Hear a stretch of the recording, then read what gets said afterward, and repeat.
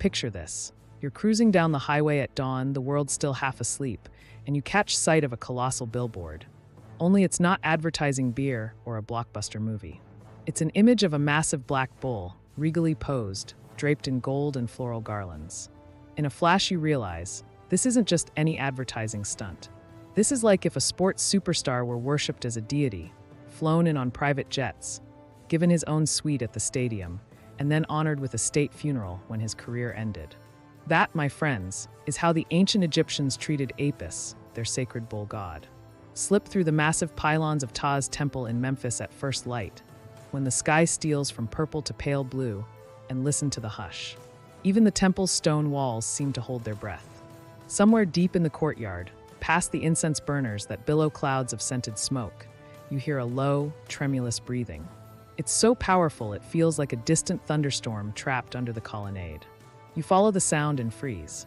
There, under a beam of early sun filtered by drifting smoke, stands Apis.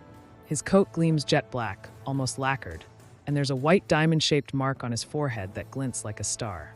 His eyes are dark pools of calm intensity, and for a heartbeat you wonder, is this an animal or an incarnation of a god? This isn't a gimmick. This bull is worshipped, pampered, and when the time comes, mummified just like a pharaoh.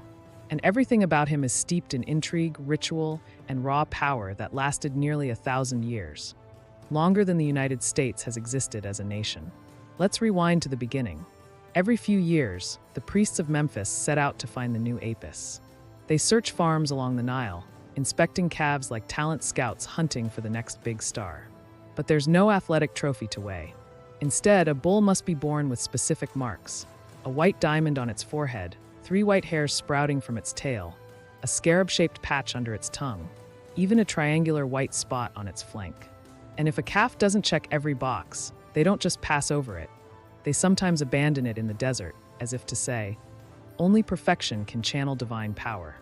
Shepherds tell hushed stories about abandoned calves, bleeding alone under the scorching sun, until vultures or death claimed them. The stakes were that high. When the priests finally spot a perfect specimen, the city of Memphis erupts in celebration worthy of New Year's Eve in Times Square. Trumpets shout, drums pound, and a procession forms to escort the chosen bull through the streets. Imagine Philadelphia's Liberty Bell Parade, only replace the marching bands with chanting priests, the floats with golden canopies, and the spectators tossing garlands of lotus instead of confetti. Merchants pause their hawking, children leave their chores, warriors lower their spears. All eyes are on the bull. They believe that his arrival marks a fresh mandate from the gods, a divine license for the pharaoh to rule and for the land to thrive. Once crowned, Apis's life rivals that of any modern celebrity. He's housed in a specially built sanctuary within the temple, an open courtyard paved with polished limestone and shaded by acacia trees. Dozens of attendants live in quarters nearby, their sole job to feed, groom, and monitor him every hour of every day. They pour him barrels of barley beer, a drink we might compare to a fancy craft brew, and feed him baskets of the finest emmer wheat, palm dates, and honey wafers. All this so he can stay robust, because for Egyptians, the health of the bull directly influenced the welfare of their crops and cattle. If Apis thrived, the Nile's floods would be generous. If he wilted, famine lagged on the horizon. But feeding and pampering weren't enough. Every morning, the head groom anointed Apis with fragrant oils distilled from lotus petals, cedar wood, and cinnamon, an ancient spa treatment that rivaled any high-end massage you've ever heard of. He carefully scrubbed the bull's flanks with herbal brushes, kneaded his massive shoulders, and coaxed him into a slow walk around the sanctuary. Witnesses say you could hear Apis's hooves clopping like a ceremonial drumbeat. He moved with a calm deliberation, aware of his status in a way that must have sent shivers through any ordinary animal. Yet the most suspenseful moments came at dawn's first light. Priests watched Apis like sports scouts watch a quarterback under center. They read every twitch of his tail, every flick of an ear, every refusal or eagerness at the feeding trough. If Apis refused a sip of beer 3 days in a row, omens were drawn up predicting plague. If he lowered his head at sunrise, they feared drought. Once, during the reign of Amenhotep III, Apis stood motionless for 5 hours, eyes dry, breathing shallow. The high priest commanded an all-night vigil, chanting hymns and scattering lotus petals for hours. When the bull finally drank at dawn, the priests declared it a sign of impending victory over a rival kingdom. And historians note that same year, Egypt's armies secured a key border fortress. Over centuries, dozens of Apis bulls reigned and were carried off in state funerals. When an aged Apis could no longer stand, a hush fell over Memphis that rivaled a stadium silenced by sudden grief. Priests cut their hair, the temple's great doors closed. The entire city listened to the wailing horns of mourning. Then the pharaoh himself, or his regent, would preside over the grandest funeral procession imaginable. Apis was draped in purple cloth edged with gold, his massive body laid on a gilded litter shaped like a boat. Priests chanted spells so the bull could navigate the underworld's waters, while attendants cast fragrant incense onto the pyre. It was like watching both a state funeral and a sports parade combined, complete with cheering crowds, solemn tears, and the clang of cymbals that echoed off colonnades. But the rituals didn't end with burial. They only began. Far beneath the sands of Saqqara lies a necropolis of Apis tombs, each more elaborate than the last. Archaeologists have uncovered corridors of stone sarcophagi, one nesting inside another like Russian dolls. In one tomb from the reign of Ramesses II, researchers found tiny golden boat models and amulets pressed into the wrappings, offerings meant to accompany the bull into eternity. In another, fragments of linen were inscribed with spells guaranteeing safe passage through the Hall of Two Truths, where the heart is weighed against a feather of Mot, the goddess of truth. Political intrigue often crept into these ceremonies. During the 26th dynasty, a scandal shook Memphis when priests accused a powerful court official of bribing shepherds to swap a painted-on divine calf. When the sham Apis was exposed, the official was exiled, and new edicts barred any non-temple birth from being considered. It was a reminder that religion and politics were inseparable, and both were built, quite literally, on the back of a bull. The cult's influence even survived foreign conquest.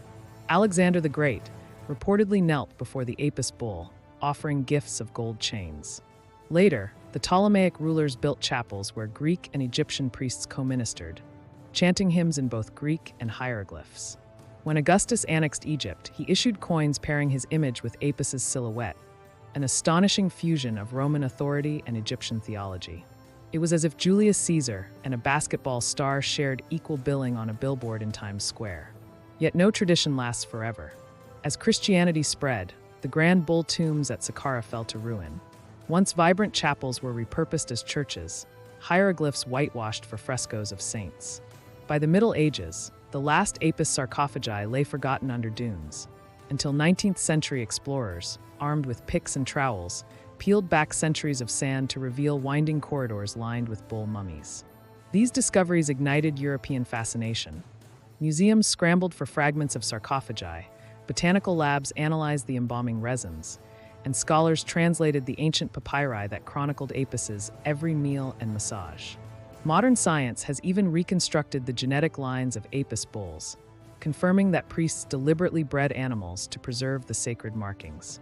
What was once thought a random miracle is now understood as early animal husbandry, an intentional fusion of faith, biology, and showmanship. So why does any of this matter to us today, thousands of years later? Because the story of Apis reveals something universal about humanity, our need to find symbols that anchor our communities, our leaders, our gods. We elevate athletes, pop stars, even CEOs to near-divine status, complete with meet and greets, branded merchandise, and carefully managed public images. In a way, our love for Apis was a precursor to every fandom in history, whether it's comic book conventions or viral internet sensations. We project our hopes, fears, and power onto figures we hold sacred, and we celebrate them with rituals that bind us together. So next time you see a jersey with your favorite team's logo or stand in awe of a headline-making celebrity, remember the bull who drank beer like a king, wore gold like a pharaoh, and whose very breath could sway entire kingdoms. His life reminds us that sometimes the most extraordinary stories are built on the simplest of connections, between man and beast, devotion and drama, myth and reality. If this deep dive into Egypt's most bizarre ritual lit a spark of curiosity, go ahead and hit subscribe and ring that bell. Ancient Odyssey is on a mission to unearth every hidden corner of our past, where gods still breathe in the shadows and the line between mortal and divine blurs into legend. Stay curious, stay amazed, and I'll see you in the next episode.